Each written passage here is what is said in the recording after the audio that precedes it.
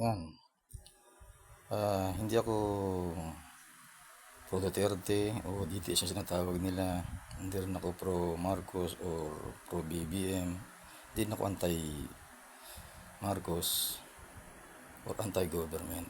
Ang sa akin lang, itong tinagtataka ko 2022, sa pagkatatanda ko, nag-locate ko itong DHSUD. Kaya, alam ko na 2022 yun nag-start ako mag-apply dito sa DHSUD na to.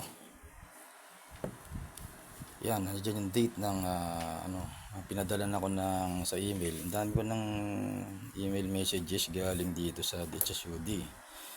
Bago dumating tong to. Punta ro kami ng LGU. Ang secretary pa niyan si Akusar. Yan. Message. Marami pa na sa mga dalawa account ko ng dalawang account ng email ko ang puno na halos ang mga nitong DHSUD. Sabi rito, pumunta doon kami sa LGU kasi nasa Antipolo kami. Punta kami ng LGU ng Antipolo. Tinanong muna namin sa barangay, punta doon kami ng Antipolo nga, sa pinakabayan ng Antipolo. Nakita namin dyan yung DHSUD. Pumani kami dyan. Dala ko to. Dala namin ito mag-asawa. Sumulubong sa amin dyan yung tauhan ng mamang may team na lalaki. Na yung vision nila walang pumupunta. Kami lang yata ang nagano ron. Pumunta ron. Kinusap kami dyan. Nakausap namin yung matangkad na lalaki. At ang sabi sa amin, pumunta na lang daw kami kung saan meron daw tinatayo ang DHSUD. Total kami naman daw nag-a-apply. May binibigay siya link na hindi naman niya halos maibigay. Tinatanong namin asa na, hindi niya may direct hanggang sa umalis na kami. Walang nangyari.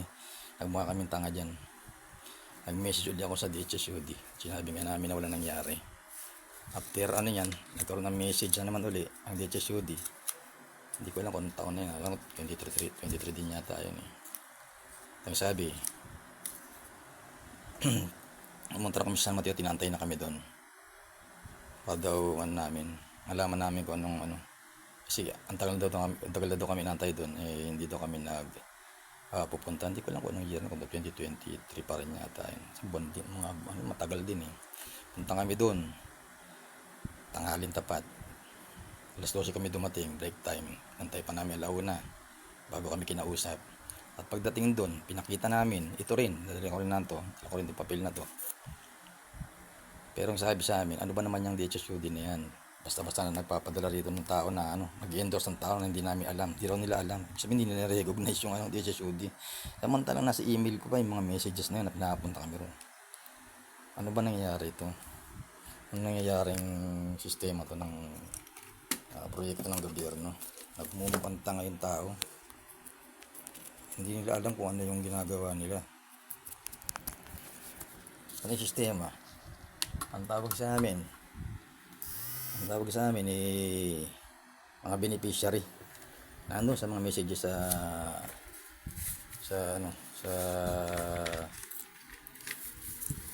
email ko. Napakawalang yan ginawa sa amin dyan.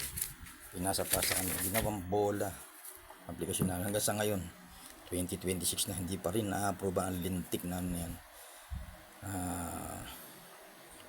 aplikasyon. Pero ang sabi sa amin, kami daw yung list, pinupuno daw muna. San Mateo at Montalban na yan.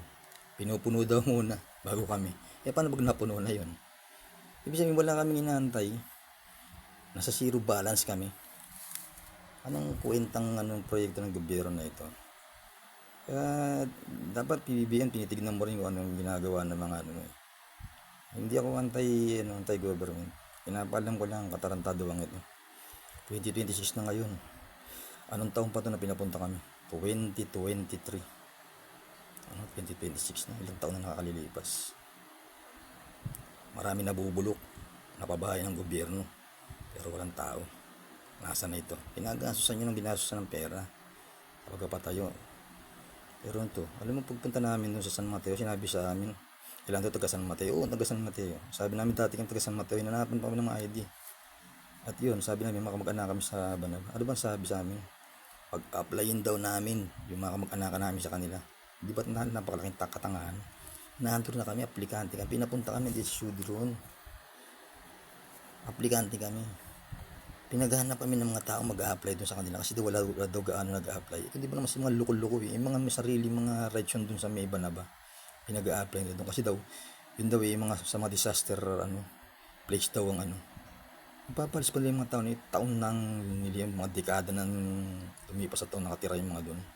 Pinapag-apply mga kamag-anakan namin. Andun na kami mismong aplikante. Ba't malaking kabubuan ang ginagawa ng DHSUD na ito? Ayusin ninyo. Nag-aak sa akin ng pera. Kapagawa ng mga buildings ng mga bahay. Tapos walang mga taong nakatira. Sisira lang yung mga bahay pero walang nag-uuko pa. Pagkatangahan ito. Gising naman kayo. Sayang binabayad ng mga tao para sa tax. Tapos ito na napupunta, nabubulok lang. Walang umuuko pang tao. Ginagawang pampolitika. Ano yan? Para sa eleksyon. Ginagawa ng mga kung saan merong pinatayong ng DHSUD. Puro katarantaduan.